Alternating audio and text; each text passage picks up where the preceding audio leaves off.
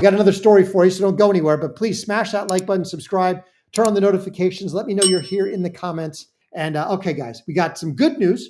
While Mondami is crashing New York and destroying the what used to be the greatest city in America, we've got some good news for you, and that is about our dear friend, and I put that in air quotes with a smirk, that is Nancy Pelosi. So with that, let's dive right in. Let me jump over here. Please smash that like button, comment, subscribe, turn on the notifications, and share Courageous Media with everybody that you know. Here we go.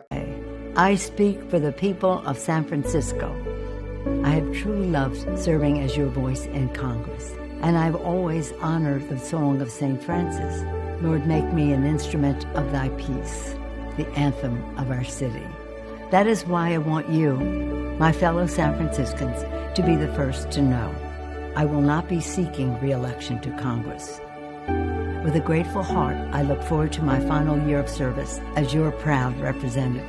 Hey, welcome back to Courageous Media. So fantastic news. Nancy Pelosi is retiring. It's about time. But I take this with a grain of salt because Pelosi was never going to be speaker again. And the fact that she is retiring is fantastic. Another globalist corruptocrat out. However, I think it could bode, I think it could be the canary in the coal mine for some deeper issues that are facing not only the Democrat Party, but America.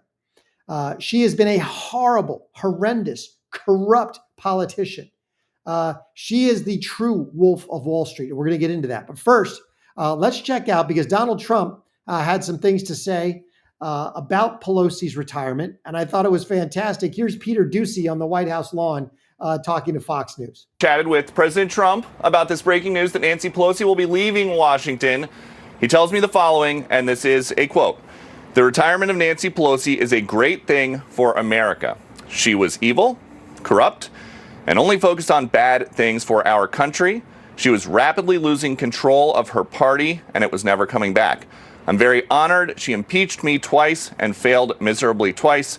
Nancy Pelosi is a highly overrated politician. And so that is the first word, but definitely not the last word, from President Trump about this, because about 90 minutes from right now, we do expect to see him in the Oval Office. The two of them, of course, throughout his entire first term, had historic battles, whether it was over funding, whether it was over his impeachment. The two of them did not get along at all, but like many historians, chatted with President Trump about this breaking news that So thank God she is retiring. That is fantastic news. But there's something in there that Peter Doocy said, is that part of the problem is she is losing control of the party, of what she always thought was her party.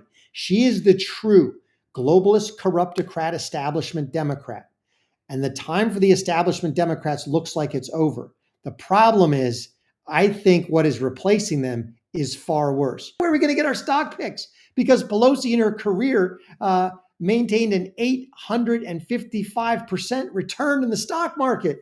All you had to do is buy whatever she was buying and you'd have made it. But none of us really knew that at the time, and there was no way to track what she was actually buying.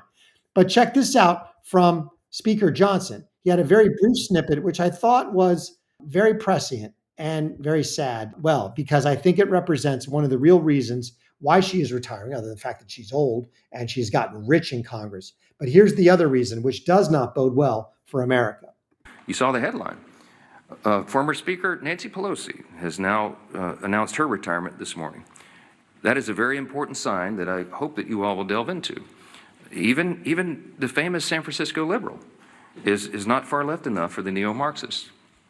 We commend her for her services. We all do, everyone who serves in Congress, but there should be a lot written about that. Fourth point I just want to make. So I do not commend her for her service, because her service has been to nobody other than herself.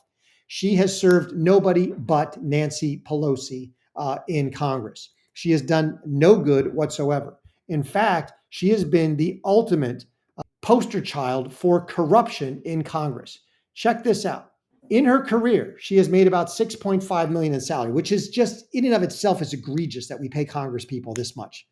She's been there for 38 years, almost 40 years, and she has a net worth. Now, the numbers vary because I've seen numbers as high as 900 million. But she has a net worth of $250 million. That is absolutely insane. And that represents insider trading and being on the take, on the grift. She was part of the money laundering chain that rolled out of USAID. How did all these politicians get so rich? It wasn't just insider trading. It was also they were sitting on the boards of NGOs, and they were the beneficiaries of the money laundering chain. That $50 billion left USAID, and that's just one element. There's a lot more money that has been grifted out of government. But if we just look at the USAID example, $50 billion of taxpayer money goes out through USAID to various sundry NGOs. Those NGOs pass it on to other NGOs.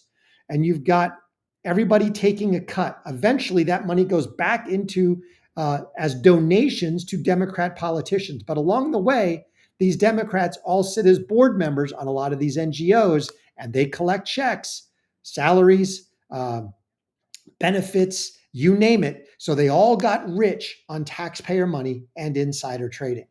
But Speaker Johnson, what he said there was extremely telling and scary. And that is that even the ultra lib San Francisco liberal Nancy Pelosi is not left enough for today's neo-Marxist party.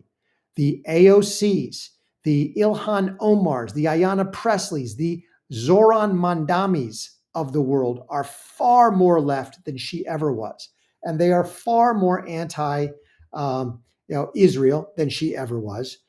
She was personally she was on the Zionist wing of things, whereas the new ultra left Democrat Party is on the other side. They are pro-Palestine, pro-Hamas, pro-Gaza.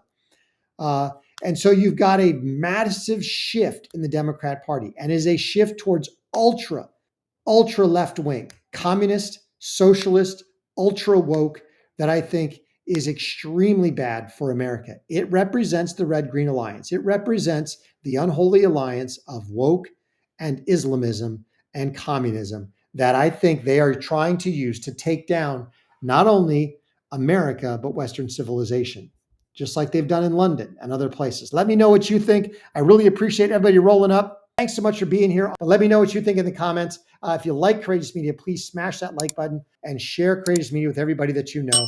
And if you're willing, please be like Eric.